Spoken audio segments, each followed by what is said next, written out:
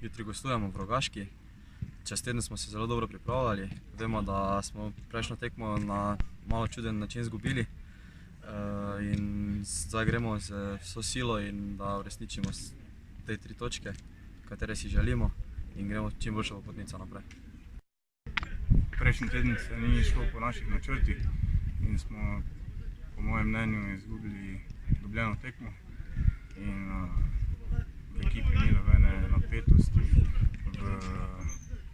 V naslednjo tekmo gremo z mirno glavo in če bomo pravi, grejo ti 3 točke z nami domov. In ob tem pa še bi pozval naše zveste navijače, da pustijo španske navijanke na miru in pridejo v čim večjem številu z nami na tekmo.